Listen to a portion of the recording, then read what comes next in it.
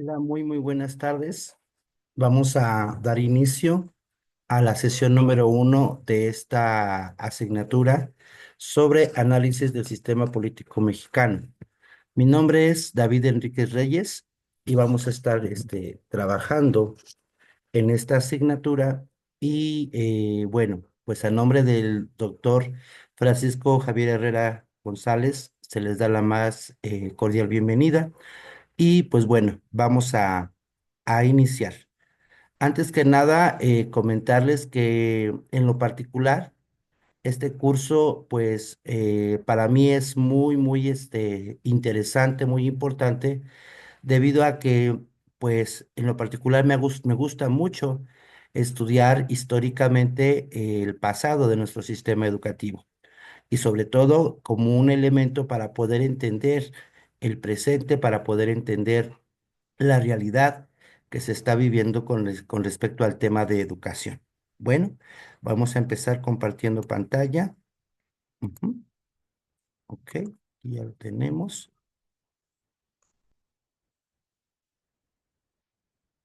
Bueno, mi nombre es David Enríquez Reyes, soy doctor en educación. Mi formación inicial es licenciatura en historia con una maestría en educación basada en competencias y bueno, ya mi doctorado en educación, como hace un momento referí con ustedes. Vamos a iniciar. ¿Cuáles van a ser los propósitos de esta asignatura? Los propósitos que tenemos en la asignatura, primeramente es conocer la evolución histórica del sistema educativo en México. ¿Qué quiere decir esto?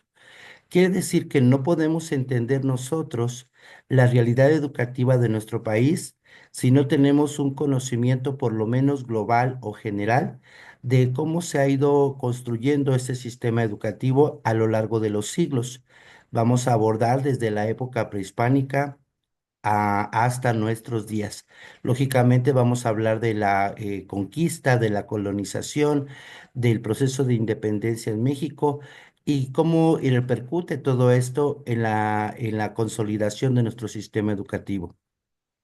Asimismo, vamos a analizar las reformas educativas que se fueron dando en nuestro país después del México postrevolucionario y sobre todo el impacto que han tenido en todos estos periodos históricos con respecto a la educación.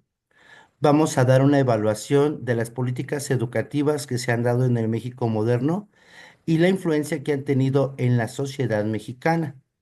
Y por último, ya abordando las décadas actuales, vamos a entender los desafíos y los logros del sistema educativo a lo largo del tiempo. Particularmente vamos a enfocarnos a las últimas décadas de nuestra historia, de la historia de México. Bueno, pues si se dan cuenta, vamos a estar trabajando de manera muy ardua en estos puntos, en estos aspectos, y sobre todo, pues me interesa bastante que vayan conociendo, que vayan comprendiendo todos estos procesos para que a su vez nos permita hacer un análisis más completo de la realidad educativa actual en nuestro país.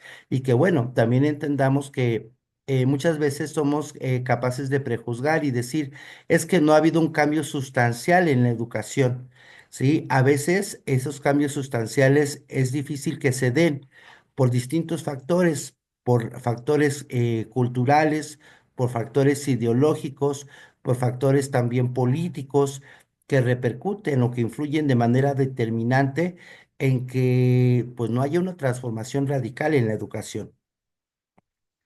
Bueno.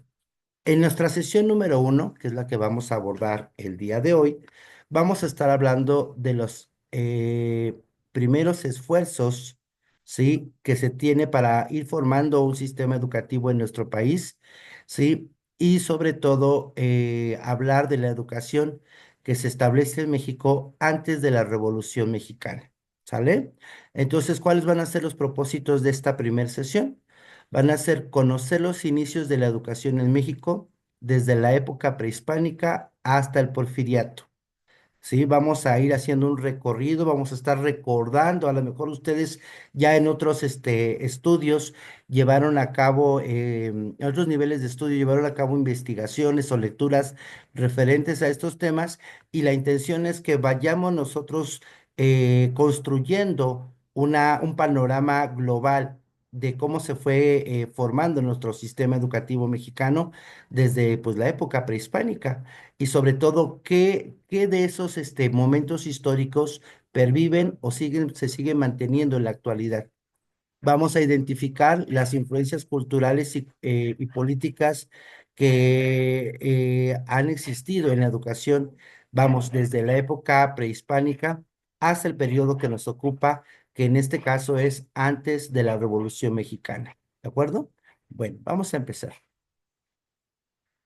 Vamos a comenzar con la educación en la época prehispánica y nos vamos a enfocar muy particularmente a la cultura náhuatl, a la cultura mexica. Bueno. Tenemos que entender primero que los antiguos mexicanos tenían una educación para todos. ¿A qué se refiere con educación para todos? Es decir, todas las personas tenían acceso al sistema educativo. Todos los más iguales o la gente común podía acceder a la educación y lógicamente pues existían distintas escuelas. Había tres escuelas en específico que era el Calmecac, el Tepozcali y el Cuicacac. El Calmecac en Mesoamérica o América Media, pues era una escuela donde se eran formados o educados, básicamente los hijos de los nobles, de los pipiltin. Y en esas escuelas, pues se formaba para las cuestiones sacerdotales, porque el ser sacerdote en la sociedad mexica, pues les garantizaba una posición o estatus social más alto. La gente común, los masehuales, los hijos de los masehuales, ellos estudiaban en el Tepochcali. Y el Tepochcali también era una escuela donde se enseñaban las artes de la guerra, principalmente ser guerreros, ser caballeros águila, caballeros tigre, y poder desarrollar pues esta profesión. Pero aquí hay algo muy interesante tanto en el Calmecac como en el Tepochcali, sí, el ámbito educativo tenía una posición o tenía una posición cultural muy importante, un lugar cultural muy importante. Los maestros eran considerados como personas sabias. Los maestros eran una guía, una luz, una tea, como se refiere en algunos textos prehispánicos, en la poesía prehispánica. Y bueno, los maestros incluso podían hacer uso de la fuerza para educar, para formar a los estudiantes. Algunos hacen referencia a estos lugares como lugares de llanto, lugares de sufrimiento. ¿Por qué? Porque se llegaban a utilizar formas de castigo para quienes no cumplieran con los estándares o desobedecieran algunas normas. Por ejemplo, algunos castigos eran el uso de punzones, se colocaba las puntas de maguey y se les enterraba en la lengua como una forma de castigo. Otros eran el quemar chile, se utilizaba el chile quemado y se le colocaba a los niños para que respiraran ese humo y era una forma de castigo. También aparte, pues lógicamente los castigos físicos como tal, ya más fuertes. Lo interesante de todo esto es que a pesar de ello, los padres entregaban a los maestros a sus hijos, es decir, ellos confiaban en que dentro del Calmecac o el Tepochcali, sus hijos recibirían una muy buena formación y los maestros tenían una posición de respeto muy importante en la sociedad mexica. ¿Qué se les enseñaba? Se les enseñaba aspectos de la vida, se les enseñaba aspectos de moral, aspectos que ellos deberían de utilizar en su vida cotidiana. Si revisamos los textos que se conocen como los Huehuetlatoli o relatos de los ancianos o discursos de los ancianos, encontramos una serie de consejos que se daban tanto a las mujeres como a los hombres para su formación. Entre ellas, un ejemplo muy importante para las mujeres, el no reír fuertemente, el ser fiel a una sola persona, ¿sí? Y si a esto sumamos, fíjense bien, que existía una fuerte carga moral, en la sociedad mexica había severos castigos sociales para conductas como la embriaguez y el adulterio. En el caso de la embriaguez, cuando algún hombre o una persona era descubierto abusando del pulque o del Oxley y en un estado pues no conveniente, ¿qué sucedía? Pues lo apaleaban, le daban de palazos. En el caso de las mujeres que eran descubiertas en el adulterio, muchas de ellas morían lapidadas, apedradas. Entonces, la sociedad mexica, encontramos que tenían una educación que era para todos, pero una educación dividida en clases, ¿sí? Una educación sacerdotal dentro del Calmecac y una educación guerrera o militar dentro del Tepochcali. Al final de cuentas, todos tenían acceso a la educación. La educación era el medio para formar el alma, para formar el espíritu, para formar personas. Y los educadores eran considerados seres o personas de alto rango y respeto. Una luz, una tea, así se les llamaba. Bien, continuamos en este recorrido histórico. Estamos enfocando nosotros allá por el siglo XIII, XIV, ya de nuestra era, después de Cristo, ¿sí? En la época del gran señorío mexica, el gran imperio mexica. Bueno, toda esta forma de educar o de enseñar se ve interrumpida en 1492 por la llegada de los españoles y por el establecimiento de la religión cristiana. Con la llegada de los españoles, con el advenimiento de la conquista española, este sistema educativo se ve interrumpido y ahora la labor educativa va a tener otro matiz. ¿Qué sucede con la conquista de México? ¿Qué sucede con la caída del señorío mexica en el año de 1521? Lo siguiente, en 1521 los españoles se establecen en México, conquistan la ciudad México Tenochtitlan, y ahora viene una tarea, después de la conquista material, viene la tarea de evangelizar, la conquista espiritual. Entonces, este proceso de evangelización llevó implícito un proceso didáctico. ¿Cómo es esto? Los frailes, las órdenes mendicantes, particularmente los franciscanos, se dieron a la tarea de evangelizar y de educar a los indígenas o de reeducar a los indígenas. Se impuso la religión cristiana a través de catecismos, se comenzó la castellanización, pero algo interesante es esto, que básicamente la labor educativa estuvo a manos de los frailes, de las órdenes mendicantes. Las misiones fueron el lugar específico para que los indígenas conversos adoptaran los principios del cristianismo, pero además recibieran diríamos nosotros, una enseñanza basada en artes y oficios. Se les enseñaban artes y oficios, pero fíjense algo interesante, no existía o no había la posibilidad que estos indígenas pudieran cambiar su condición social. Seguían siendo peones, trabajaban como peones dentro de las haciendas de los españoles, ¿sí? Y la en realidad la educación no transformó para nada sus vidas. Los indígenas seguían siendo relegados y muchos de ellos seguían en un completo analfabetismo, ¿sí? Hablaban sus lenguas nativas, ¿sí? Otros aprendieron ya el español, el castellano, sin embargo, muy pocos sabían leer y muy pocos sabían escribir. Había un conflicto muy grande entre los españoles y los españoles frailes y los españoles conquistadores, porque mientras los conquistadores querían seguir explotando a los indígenas, los frailes se declararon como defensores de estos indígenas. Ejemplo, Fray Bernardino de Sagún, Fray Toribio de Benavente Motilinía, Fray Diego Durán, todos ellos se dieron a la tarea de educar y evangelizar a los indígenas. Bueno, ya se establece el sistema colonial, ya se establece como tal el virreinato de la Nueva España. ¿Y qué sucede? Pues sucede que se crea una institución muy importante.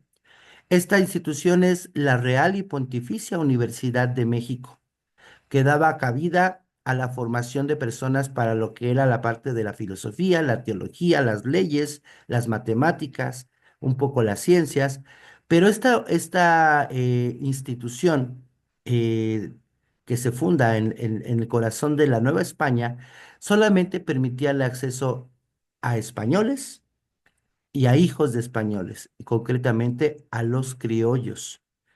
No tenían acceso los indígenas, lógicamente, no tenían acceso los mestizos, ¿sí? Y quienes podían de algún modo mejorar su condición a partir de la educación, pues eran aquellos que eran protegidos por los frailes, aquellos que podían destacar en sus conocimientos y lo máximo que podían ascender es llegar a ser un párroco. En el seminario de teología de Tlatelolco, podía darse el caso de que un indígena pudiera tomar los hábitos y convertirse en párroco, pero hasta ahí nada más. No había la posibilidad de que pudieran cursar estudios superiores y entonces, pues fíjense qué constante tenemos. Tenemos una constante de desigualdad aquí en la Nueva España, en la época colonial. Tenemos una constante de falta de acceso al sistema educativo.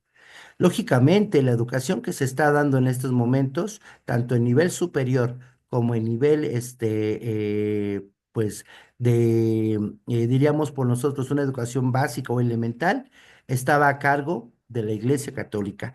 Y era una educación 100% católica, ¿sí? No había ideas o cuestionamientos que pudieran poner en duda los principios del cristianismo en ningún momento o bajo ninguna circunstancia, ¿sale?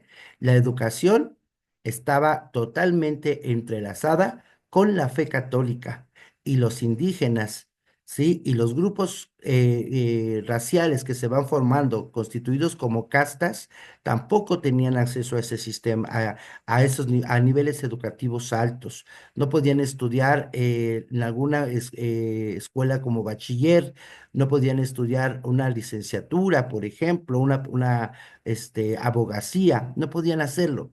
¿Por qué razón? Porque no estaban permitidos, no les era permitido y el mismo sistema no se los permitía, ¿sí? Había una cuestión de exclusión social bastante fuerte con respecto a la educación. Y si eso le agregamos que tampoco las mujeres podían tener un acceso, cabe mencionar que en la época prehispánica también había el caso de las mujeres. Las mujeres eran enseñadas en labores y oficios que eran concebidas estereotipadamente para mujeres, como el ser buenas madres, ser buenas esposas. Y lo mismo sucedía en la época colonial. Con la llegada del cristianismo se refuerza este sentido o espíritu machista. ¿Sale? ¿Qué sucede? ¿Qué sucede cuando se da el proceso de independencia en México? Sucede algo muy, muy interesante.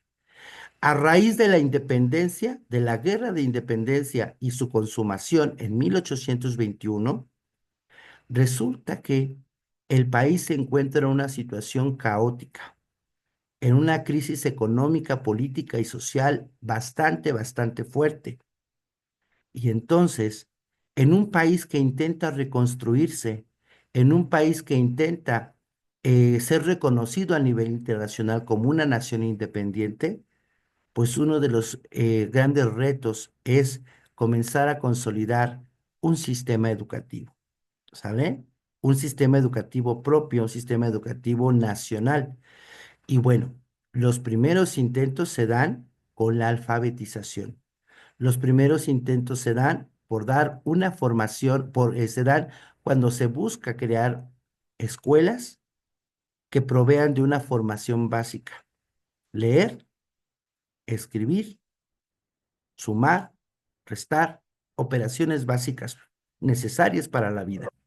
Y entonces, los primeros esfuerzos educativos toman como modelo para principios del siglo XIX, 1820, 1830, 1840, comienzan a tomar como modelo la educación lancasteriana que se estaba dando en Europa, ¿sí? El sistema lancasteriano estaba basado en en un principio de monitoreo. ¿Qué es esto de monitoreo? Los niños o jóvenes más avanzados podían fungir como maestros de los menos avanzados. Las escuelas lancasterianas masificaron la educación, en el sentido de que ahora quien sabía leer y escribir podía enseñar a leer y escribir a otros más. Sin embargo, este primer esfuerzo, a pesar de que pues tuvo buena perspectiva de que podrían alcanzar buenos resultados, no fue así. La educación lancasteriana no tuvo los alcances que se deseaban y entonces pues estuvo destinada al fracaso, ¿sí? Pervivía en todo el país, en todo México, un analfabetismo exacerbado, ¿sí? Una pobreza extrema de la cual se derivaba la falta de acceso a la educación, ¿sí? Principalmente entre hijos y familias de campesinos, de obreros, ¿sí? Solamente se va perfilando una clase media más adelante que podrá o tendrá oportunidad de acceder a cargos o a puestos en el gobierno, en los ayuntamientos, en la política, ¿sí? Pero derivado de que tuvieron oportunidad de estudiar. ¿Qué quiere decir con esto? A ver, fíjense bien, en esta parte del siglo XIX podemos ver que la falta de acceso a la educación sí determinó contundentemente la desigualdad social en todo el país, ¿sí? ¿Qué quiere decir con esto? ¿O cómo se da esto que es como un proceso dialéctico, ¿sí? Estabas viviendo en la pobreza, ¿sí? Entonces, vivías en la pobreza, por lo tanto, no tenías oportunidad de estudiar. Y al no tener oportunidad de estudiar, se te cerraban las oportunidades de ascender en la escala social. Sí, me explico, espero explicarme con esta parte. La situación que se vivía en el país, la situación de estancamiento económico, político, ¿sí? Hizo que muchas personas, la gran mayoría de las personas y principalmente las más vulnerables, no tuvieran acceso a la educación. Y al no tener acceso a la educación, ¿sí? Su oportunidad de ascender o mejorar económicamente y socialmente se venía abajo. ¿Sí?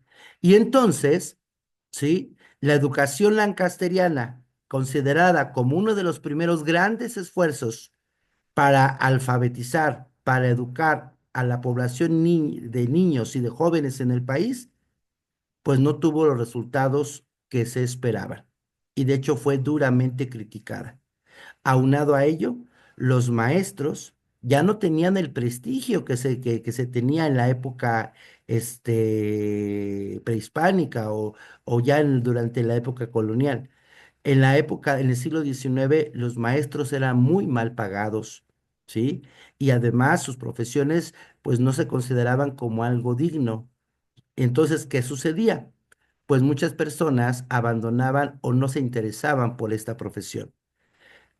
Las escuelas también eran espacios pues muy poco higiénicos en las escuelas lancasterianas, había pocos sanitarios.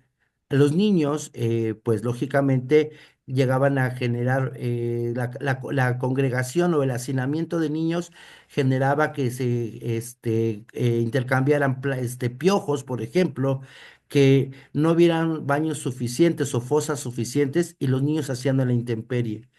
Todo esto generaba descontento entre las personas que vivían cerca de las escuelas lancasterianas.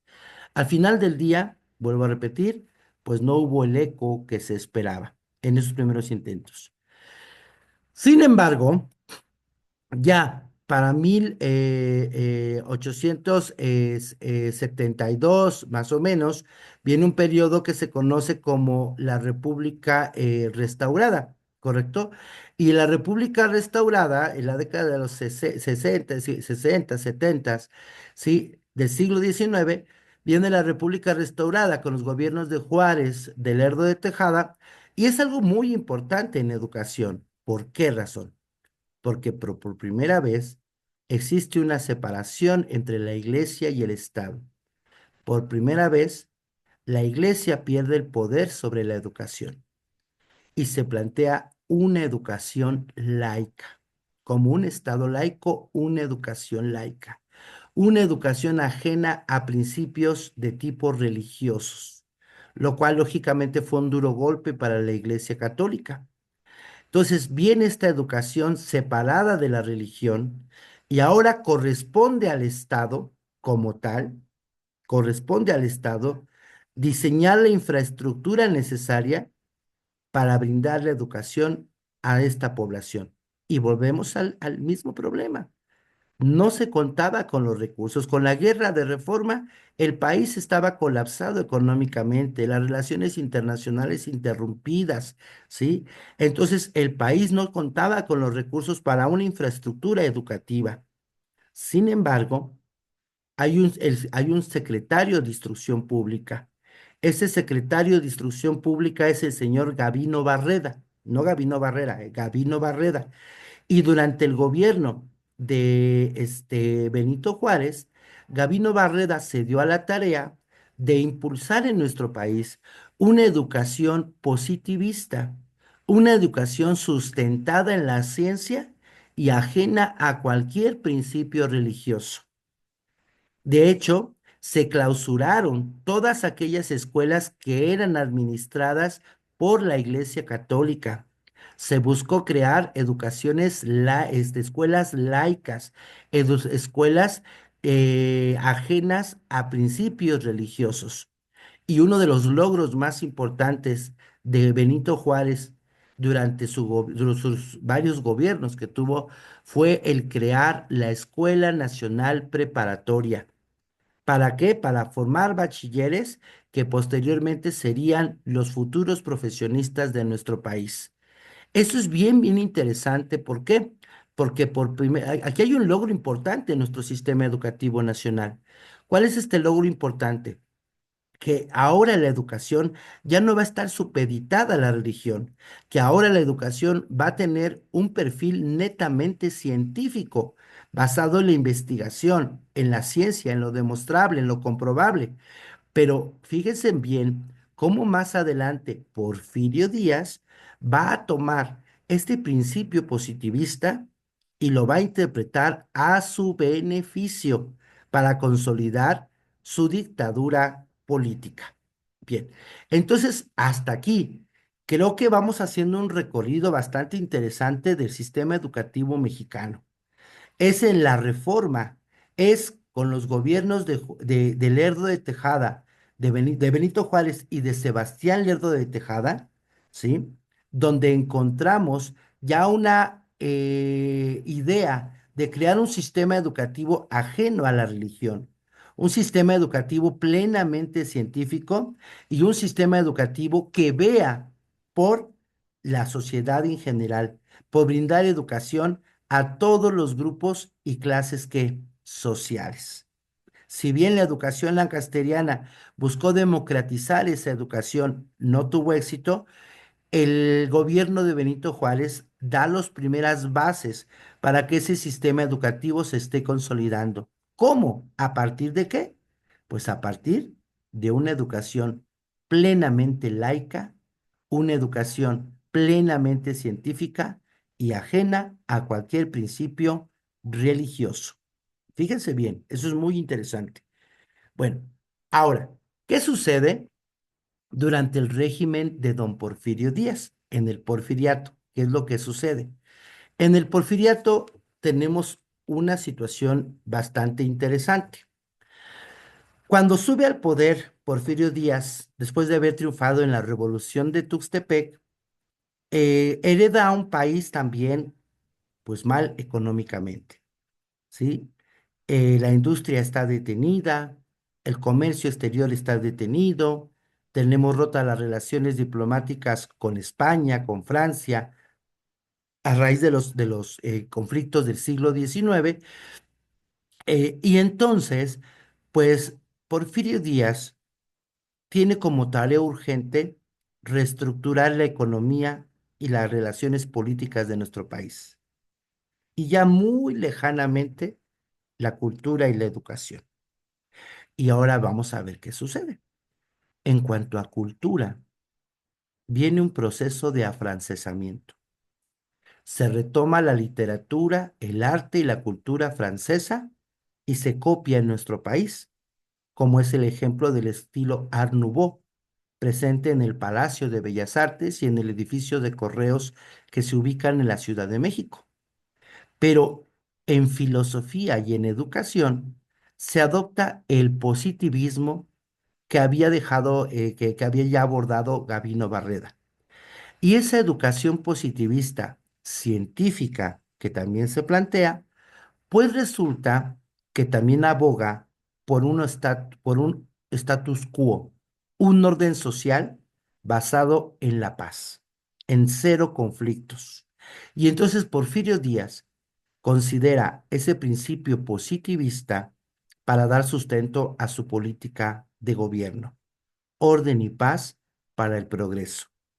Entonces, fíjense bien, es nombrado como secretario de Educación Pública o de Instrucción Pública o ministro de Instrucción Pública el señor Justo Sierra. Y Justo Sierra era una persona muy culta, era una persona muy, muy inteligente, de las más inteligentes en el gobierno de Porfirio Díaz. Y además era una persona que estaba convencida de que el crecimiento de nuestro país debería tener como base la educación. Sin embargo, Porfirio Díaz no puso la atención necesaria a este aspecto educativo.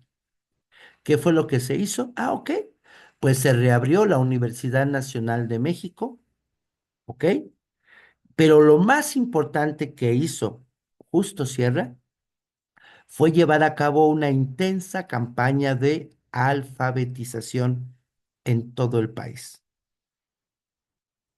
Sin embargo, a pesar de los esfuerzos de Justo Sierra por llevar educación a nuestro país, la mayoría de la población seguía en el analfabetismo y siguió en el analfabetismo.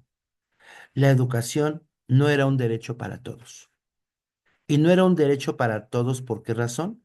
Porque la mayor parte de la población, como fue a principios del siglo XIX, vivía en condiciones de extrema miseria, de extrema pobreza, de abandono, y tenía muy pocas oportunidades de asistir a la escuela.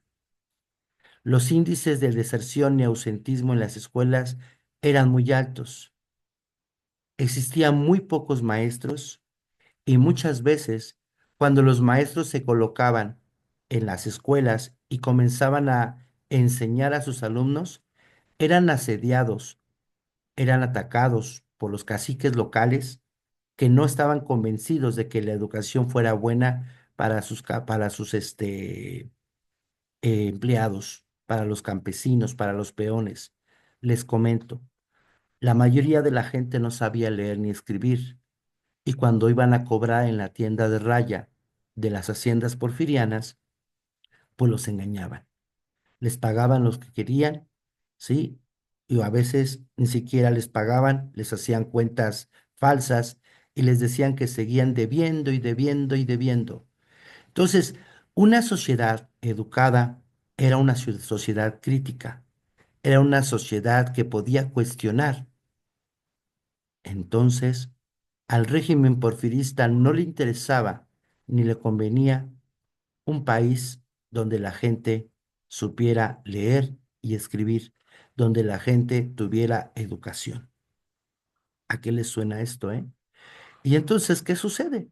Pues el sistema educativo en el régimen porfirista solamente beneficiaba a una minoría, a esta minoría afrancesada, a estas familias de los grandes militares, del grupo de los científicos, a esta familia burguesa, a esta oligarquía, ¿sí? Mientras que los obreros, las familias de los obreros, las familias de los campesinos, las familias de los indígenas, vivían en el completo abandono. Pocas escuelas que se crearon, las escuelas rurales que se crearon, pues fueron quedando despobladas. ¿Por qué razón? porque los niños los sacaban de las escuelas para poder seguir trabajando como peones desde pequeños, de sol a sol, y sin poder, pues exigir la escuela. ¿Por qué? Porque no era un derecho de ley, no estaba como derecho de ley. Y entonces, eh, estos indígenas, estos mineros, estos campesinos, estos peones, era muy difícil que concluyeran estudios básicos o que por lo menos terminaran su educación elemental o básica. Ujú. Era muy, muy complicado. Entonces, fíjense bien cómo haciendo este recorrido por la historia de nuestra educación, podemos ir entendiendo muchas realidades que tenemos en la actualidad y que no se han perdido y que siguen intactas desde la época porfiriana. Comunidades grandísimas, comunidades indígenas, comunidades campesinas que hoy por hoy viven en la pobreza, que hoy por hoy viven en situación de vulnerabilidad y que hoy por hoy no tienen acceso a escuelas cercanas, donde jóvenes estudiantes, donde jóvenes o niños tienen que caminar kilómetros y kilómetros para poder llegar a su escuela. Maestros que tienen que cruzar lugares muy peligrosos, no solo geográficamente, sino por el crimen organizado para poder llegar a las escuelas. Estoy hablándoles de 100 años de distancia. Régimen porfirista, todavía no hablamos de la revolución. 100 años de distancia y un panorama que les acabo de describir ahorita se sigue presentando en los estados más pobres y marginados de nuestro país. Guerrero, Oaxaca, Chiapas, ¿sí? Que son las zonas donde la pobreza es más difícil, es más extrema y donde las oportunidades de desarrollo, de educación, son las más lejanas, las más difíciles, ¿sí? Entonces, ¿a qué conclusiones llegamos? Pues llegaríamos a las siguientes conclusiones. Desde la época prehispánica hasta el porfiriato, se va consolidando un sistema educativo desigual, un sistema educativo que solo se va centralizando en las grandes ciudades y que deja en el abandono las comunidades rurales. Un sistema educativo que a partir de la condición social y económica de la población les impide tener acceso a otros niveles de estudio y por lo tanto, al no poder concluir su educación básica, ni de bachiller, ni universitaria, les niega la oportunidad de escalar socialmente. Encontramos entonces que uno de los factores, o varios de los factores que influyen en que nuestro sistema educativo presente fuertes carencias en el acceso, en la permanencia y en la conclusión de los estudios, es la pobreza, es la marginación, es la exclusión social, la discriminación. Bueno, dejo de compartir. Creo que en esta sesión hemos tenido importantes puntos de análisis de una manera muy holística sobre el panorama histórico de la educación desde la época prehispánica hasta los albores de la Revolución Mexicana.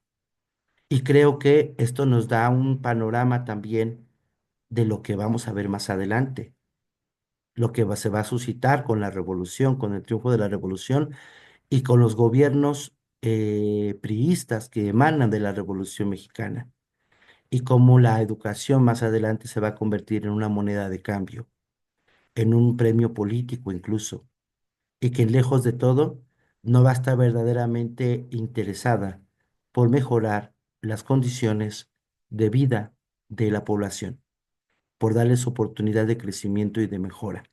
Bueno, de mi parte esto sería todo el día de hoy en esta sesión y nos vemos en la sesión número 2, donde hablaremos de la educación en los tiempos de la Revolución Mexicana, donde hablaremos de la revolución, de la educación, perdón, en los primeros sexenios del gobierno posrevolucionario, de la época posrevolucionaria, y sobre todo cuáles tuvieron éxito y cuáles fracasaron en los programas educativos que se plantearon.